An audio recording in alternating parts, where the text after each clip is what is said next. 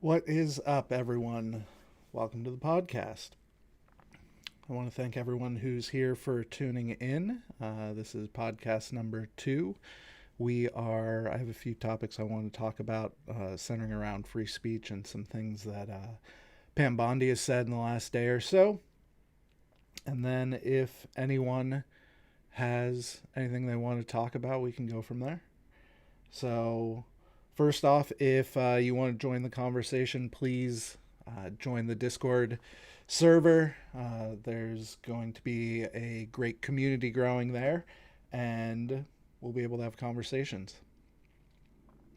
So let's jump in, I guess, to what Pam Bondi said, or what was posted that I saw. So I saw this video from the Bulwark on Twitter, and let's take a listen. She was on a podcast, I guess the Kate Miller podcast.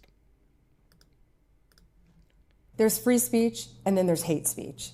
And there is no place, especially now, especially after what happened to Charlie, in our society.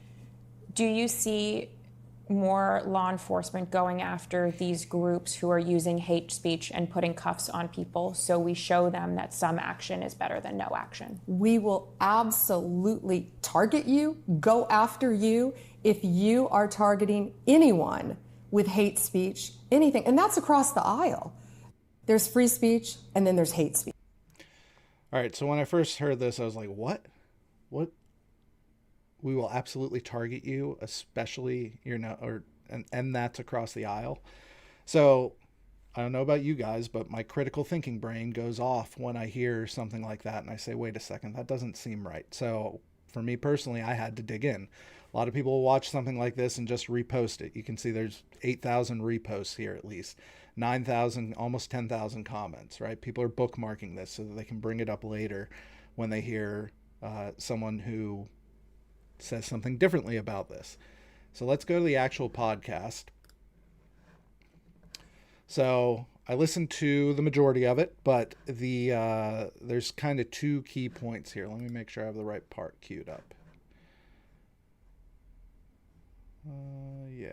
Yes, I do. So this part first. This is a little earlier on. This is at the almost 9-minute mark of the podcast. Now you guys can't see that behind my head. Here, I can remove that for a second. So you can see 9-minute mark, right? Let's take a listen. Are we going to go after more people? I see a lot on the internet that says we should go after the groups behind who create this ideology. As Attorney General, do you think we're going to go after some of these larger groups? Well, we have to look at all of that. This has got to stop. We've got to unite as a country. This violence has got to stop. I think Charlie was the last person any of us thought this would happen to. The last person. He was having a peaceful conversation on a college campus, and now he's not here anymore. It's still surreal to everyone. But yeah, we're going to look at everything. We are looking at everything. The FBI has been doing an incredible investigation. ATF analyzed the bullets, the gun. The U.S. Marshals are peripherally involved in it, the local and state law enforcement. This is a team effort. This is everybody working together to make sure that that monster gets the most severe sentence possible. You mentioned Erica Kirk carrying on. All right, so that was the initial part that kind of drove into this part of the conversation, asking about what they're doing essentially to get evidence against Charlie Kirk's assassin. And then she talks about Charlie's wife and the message she gave. So that's a couple of minutes. And then we get to this next part here, which I have queued up here, about Charlie's impact on college campuses. I've watched so many videos of him debating these college kids now over the weekend that I'm even more impressed now than I was a week ago.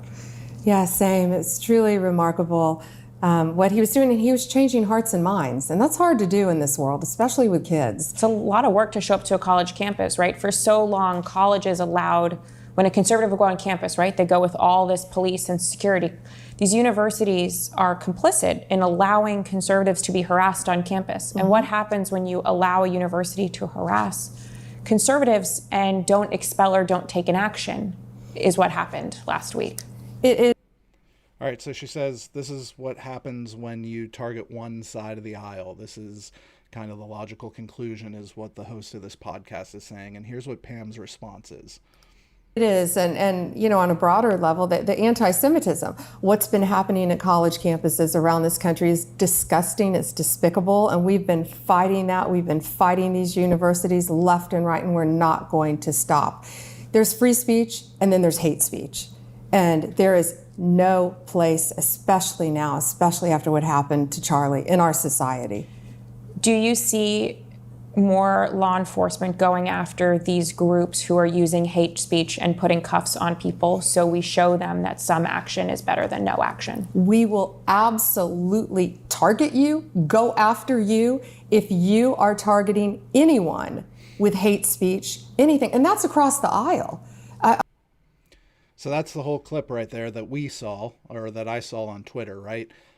We'll absolutely target anyone, and that's across the aisle. So when you stop it right there, without the context, it makes it seem like she's making a statement against, her political opponents, right?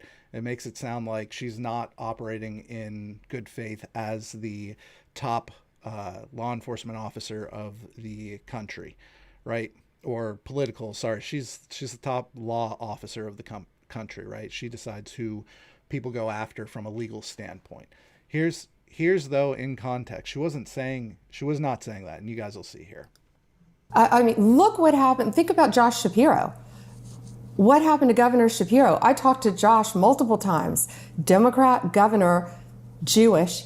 They firebombed his house while his wife and children were sleeping upstairs. It's a miracle.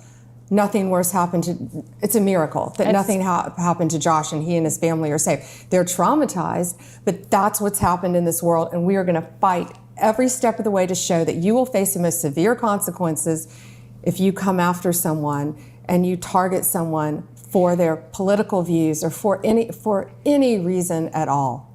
Do you think Charlie was assassinated because our country can't handle free speech, or because one type of speech is seen as obscene by another political party? Well, in this case, it was clearly obscene by a political party, an opposing view, sure. But it doesn't matter. You can't have that hate speech in the world in which we live. And you knew Charlie better than anyone. He would want everyone to unite right now. And I think what Erica said is they had no idea what they unleashed by doing this around this country and around this world. How so many more conservatives, I think, who are quiet are going to come out and be so outspoken. I've had my friends, a couple of my friends' kids even reach out to me, who I didn't realize how conservative they were. They're in college, how much they cared about Charlie, and they are going to be activists now. So in context, she's talking about Governor Shapiro. She not in total, right? But she brings up Governor Shapiro, a governor of Pennsylvania, my state, a Democrat, right? She brings up the fact that his house was firebombed or set on fire, or however you want to put it, whatever you want to call it, right? And she's saying that in that situation, that it's not going to be acceptable. It's never going to be acceptable, regardless of political affiliation, regardless of what your ideology and your intent is. They're not going to accept, quote unquote, what she calls hate speech. Now I'll get into that in a second here, because I don't. I think that's kind of a she's misdefining what she's actually talking about here, and I'll show you why I believe that, and I'll show you why hate speech isn't necessarily the best or most qualifying standard to go by. But who is the Bulwark? Because the video they posted made it seem like she was saying that she was going to target people who politically opposed her party. So what do they say here on their Twitter? Political analysis and reporting free of tribal prejudices, and then where you can subscribe. Well, I would say that was pretty prejudiced to stop the video right there and to not give the full context. It was a 30-second clip. They could have gone longer. They could have given to the point where she talks about Josh Shapiro. So she was not talking about targeting individuals who are across the aisle from her, across the aisle from Trump. That's not what she was saying. Okay, so then I saw on her page earlier today, she posted about hate speech. So let me read this. What did our AG Pam Bondi say? She said, hate speech that crosses the line into threats of violence is not protected by the First Amendment. It's a crime. For far too long, we've watched the radical left normalize threats, call for assassinations, and cheer on political violence. That era is over. Under 18 U.S.C. 875, it is a federal crime to transmit any communication containing any threat to kidnap any person or threat to injure the person of another. Likewise, 18 U.S.C. 876 and 18 U.S.C. 115 make it a felony to threaten public officials, members of Congress, or their families. You cannot call for someone's murder. You cannot swat a member of Congress. You cannot dox a conservative family and think it will be brushed off as free speech. These acts are punishable crimes, and every single threat will be met with full force of the law. Free speech protects ideas, debate, even dissent, but it does not and will never protect violence. It is clear that violent rhetoric is designed to silence others from voicing conservative ideals. We will never be silenced, not our families, not our freedoms, and never for Charlie. His legacy will not be erased by fear or intimidation. Okay, so I have some problems with this. As a conservative-leaning individual, I don't think that what she is saying is true. What she's talking about is law. So she says hate speech, and then she shows laws that don't talk about hate speech, right? She says hate speech, and then she references parts of things that are on our books that are not talking about the words that we say. The First Amendment is ultimate. There's not really anything we can say until it rises to the level of criminality where we can be prosecuted for it. Now, she may try. She does talk about conservative families here. She does talk about how it's conservative, but I do see this on both sides of the aisle. The vast majority of the time, I see it from the left. I don't see it the vast majority of the time from the right. There was a difference in kind when Charlie died and to how the communities that supported him responded to that versus other deaths we've seen throughout the years and how people who support those individuals respond to it as well. So it is different. I'm not trying to say it's on a level playing field or anything like that. I don't agree that it is. But the idea here that you can criminalize speech, I believe is wrong, and it's against what the founding fathers would have wanted. There's good speech, there's bad speech, there's speech that is morally incorrect, but to criminalize it is the wrong approach to it, or to try to, or to say that you can. So I think that if you go down this path, there's a lot of protections for the citizen to be able to not have to deal with that. They'll have to go through a court case and that sort of thing. But we should allow different ideas and different things to be said. Now, if you say something like, I'm going to kill Charlie Kirk, yeah, that's not, there's intent there. There are legal protections or legal things that can be done against someone who makes actual threats like that. But what the left defines as hate speech and what she's saying here, I hope are not the same things, because hate speech essentially nowadays just means anything that you don't feel comfortable with hearing, which is not what the First Amendment was there to protect. I personally believe that Charlie Kirk said it best. Last year, he made a tweet and he kind of said exactly what I thought about this. But what he said was, hate speech does not exist legally in America. There's ugly speech, there's gross speech, there's evil speech, and all of it is protected by the First Amendment. Keep America free. And I think that point is key. The reason why I believe the founders chose the First Amendment to be the first is because it's what they were actively fighting against the British Crown for. So they were fighting for the freedom to assemble, fighting for the freedom to have the religion they wanted to have, to share ideas that maybe didn't line up with the ideology of those that are in power. And in America, they codified it into law so that we would all be protected at the end of the day from the government. The First Amendment is against the government. And the reason why the Second Amendment is there, the freedom, the right to bear arms, the right to defend ourselves. It's not to defend ourselves against people on the street, though it covers that too. It's not to go hunting. It's not to go have fun at the shooting range. It's there to protect the citizenry, all citizens, from a tyrannical government. It's there to put a fourth check into the 3 check and balance system that we have. So our government was founded on the executive branch, the judicial branch, the legislative branch, and the branch of the people. We are the final say. We're the final line of defense of freedom. And that's why you won't ever have a country who tries to invade America, because there's more guns and ammunition here than is anywhere in the world. We're also protected by seas and allies to the north and the south. But, that's also why the government isn't as tyrannical as a lot of other governments across the world. Believe me, there's things that need to change so that we can open things up. But the leftist, our enemy, the leftist, wants us to capitulate to them. They want us to say, okay, yeah, we'll say it that way. And it's been going on for decades. Okay, yeah, we'll do that. They come to us and they say, can we have an inch? And we say, yeah, you can have the inch. And they're like, great, I'm going to take this foot, And it's not going to end well for us if we continue down the path, if we don't speak up, if we don't have the courage of our convictions, if we don't have conversations with our liberal friends and our moderate friends and our conservative friends. Those are true Americans, the people who believe that there's hope, the people who buy into what our founding fathers bought into, even though we disagree in kind about maybe the way we implement laws and certain types of things for civil discourse and society and those types of things. Those are arguments and conversations we can have, and it's a good thing for society for us to have them. But what the leftist wants us to do is they want us to kowtow. They are the fascists. They are the ones that say you can't say those certain things. Eliminating speech is always something that comes out of the left and from fascist ideology. Now, it might creep into the right, but its origin originates on the left.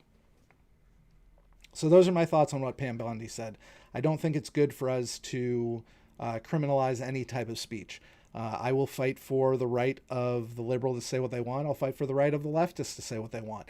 I will fight bad ideology in the realm of the public square, where we can have public discourse, where we can have debate in good faith, hopefully, with one another. One of the biggest things that a lot of people make the mistake, and this is on the right and the left, when they're sharing what they believe, they try to convince the other person to change. We can't convince other people to change. That can only be done when there's a true heart change, when somebody realizes themselves that they are not believing in something that is correct.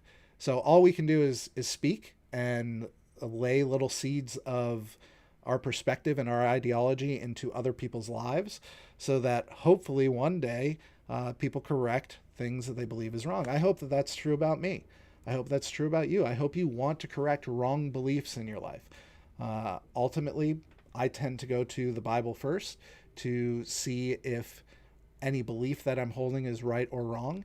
And when the Bible's silent on that, I believe that God gave us logic and he gave us nature to be able to make determinations for things that are not explicit in the Bible. So let me jump into chat, see if anybody's here.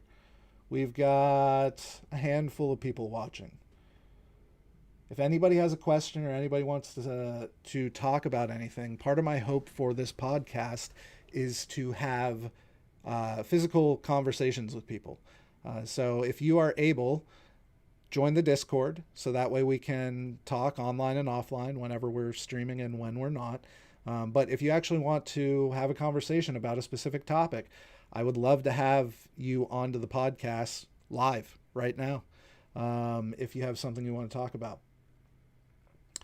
The other thing, where this is going to be housed for now, the home for this podcast is going to be on Niched. Anywhere I have a social presence with Niched, and it's because I believe strongly in us having a conversation. I believe strongly in us talking to one another so that we can come to some sort of consensus on how we should move forward with the country, how the country should be shaped and moving forward. In an ideal world, we would have more moderation, more people moderating, not maybe necessarily people, but more political moderation, so that we can find common ground. I think 80% of us agree about 80% of things. But to Niched, what is Niched? Niched is a platform that is in the hands of the individual. I created the platform so that people will be able to curate their feed, so people will not have an algorithm between them and information, so that I can't turn a dial and turn off a voice, or turn another dial and amplify that voice. I want you to have the ability to choose what you see and when you see it. And that is the goal. The goal is to put the power into the user's hands. I also would like to provide a way for my users to not be customers, so that you have a say ultimately. The way the business model is made is so that the individual who is a user can become a customer, so that your voice is amplified in the company, and we get to listen to what your needs and your wants are.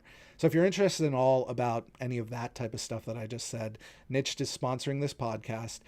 Go to resistthealgorithm.com and you can learn more. There's going to be a really big update here in the very near future about just in terms of functionality and stuff like that. Right now, it's only paid access, but here in the very near future, I will have free access for people to be able to use it and to jump in and to start having conversations about more than just politics, more than just ideology, but the things that actually bind us together, the things that happen in between the politics and the ideology and the disagreements. The things like getting out into the real world and doing something, whether that be a board game night with your friends, or going to ski, or hopping on a bicycle, or lifting at the gym, or whatever it happens to be that you're passionate about outside of work and outside of ideological differences. The last thing, as you can see, this podcast right now is the unnamed podcast. It's not meant to be a joke. It's not meant to be a serious name for the podcast. It may stay that way. Who knows? But if you have any ideas for a name, please let me know one way or the other on social or in Discord or wherever you can find me. All the links for that are in the description. So the one other thing I wanted to talk about that I think is important, I mentioned it on yesterday's podcast. If you didn't get a chance to watch that, please go back and take a look. The whole reason I'm starting this podcast is so that we can have civil discourse, and it is to honor Charlie. So yesterday's podcast was called For Charlie. I wasn't a big fan of his necessarily. I didn't seek out his videos all the time or anything like that. I was definitely affected by his assassination. I was affected by it. He has two kids that are the same age as my two kids, and just to think what their lives would be like. And Charlie was a normal guy who 20 years ago no one would have thought twice about what he was saying. He would have just been saying matter-of-fact things about the reality of the world. And most of the stuff that people try to make egregious that he has said are taken out of context. But he was a kind debater that gave people the floor, especially if they disagreed with his viewpoint. And that is something that I think all of us should be able to admire. But the one thing I brought up yesterday is that there are Americans all over the world. And I'm not saying American citizens all over the world. I'm saying people who believe in the American ideal and American ideology all over the world. They may be citizens of other countries. They may be citizens of America living abroad. But they're also citizens of our country, citizens of America here that are not American. And what I mean by that is they don't believe in the ideology that brought about the greatest nation the world has ever seen. They don't believe in the ideology that brought about the charitableness of America. They don't buy in to the ideology that believes in protecting people and their rights, even when you disagree with them. They would love to be in power. They would love to be able to push their own agenda without any consequences. So What does it mean to be American? I think it boils down to a couple of main things. First off, that if you came here, if you've immigrated here, that you adopt the ideology of America. You try and assimilate into our culture. If you are someone who's immigrated here and you are trying to assimilate your culture into ours, I don't think that is American.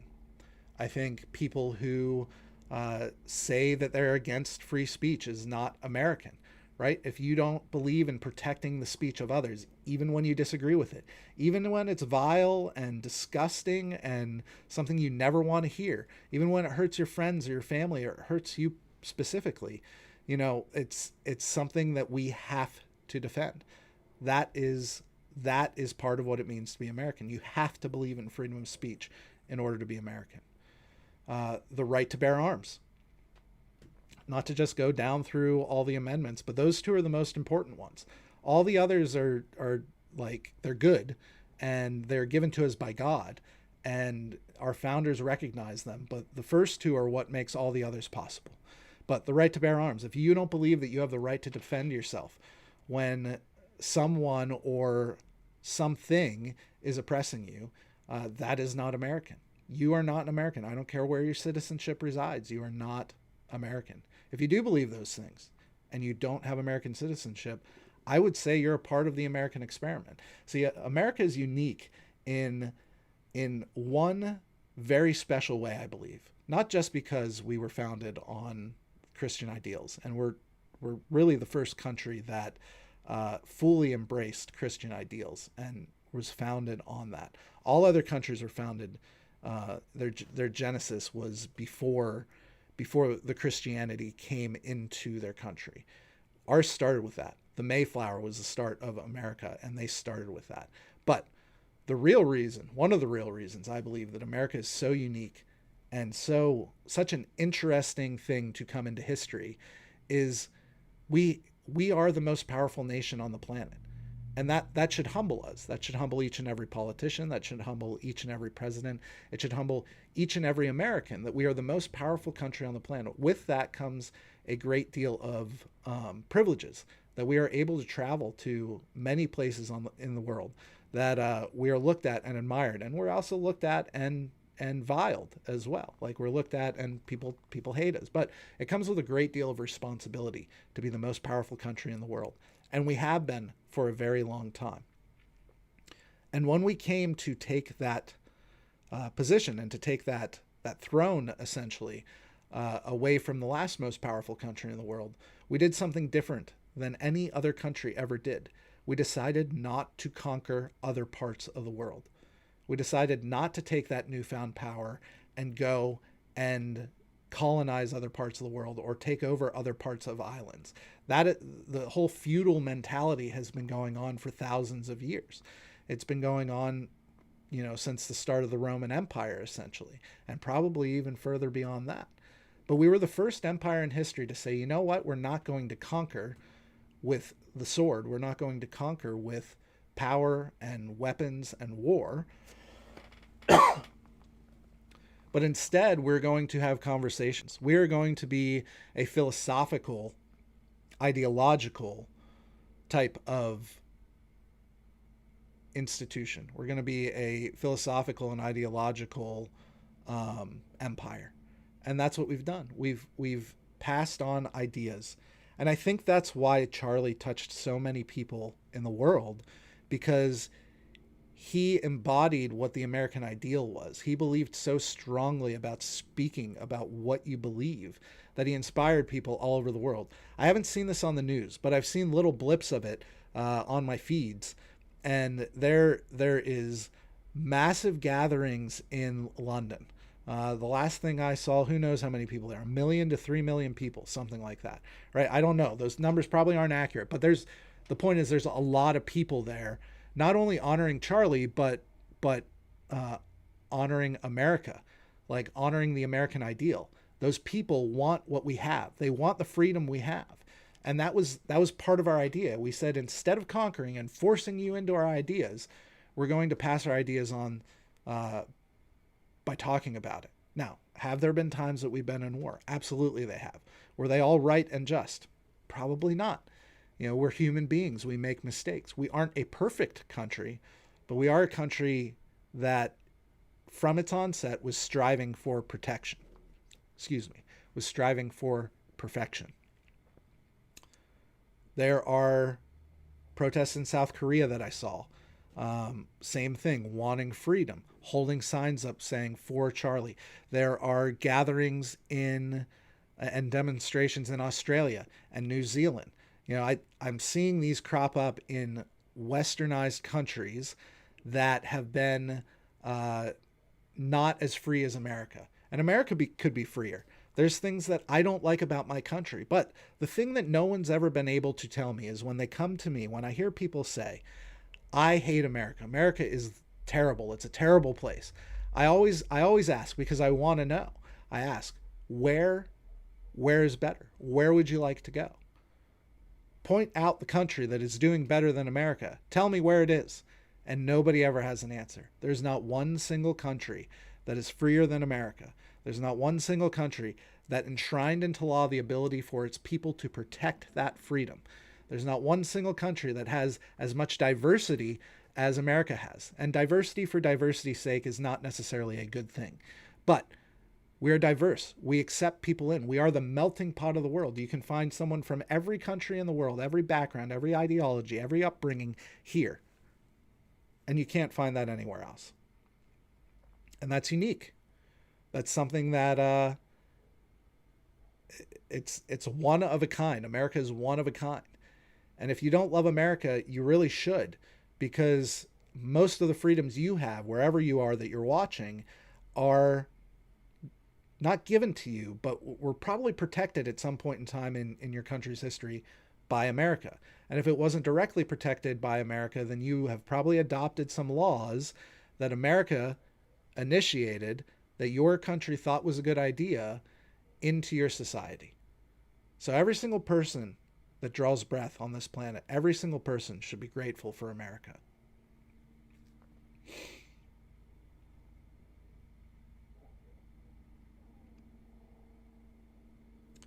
This is probably not going to be popular, but I would like to take a minute to pray, and then I think I'll wrap up for the day. I thank anybody who's watching for being here, but I'm gonna pray for two things. I'm gonna pray for every self-proclaimed leftist out there, and I'm going to pray for actually three things. I'm going to pray for Charlie's family, and I'm going to pray for Charlie's assassin. Let us pray.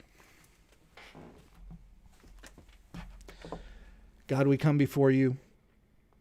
We thank you that we draw breath today. We thank you that you have given us one more day to potentially learn who you are, to glorify you, to be able to see one more moment of history, Father. I want to lift up to you right now Charlie Kirk's family, his wife, his son, his daughter.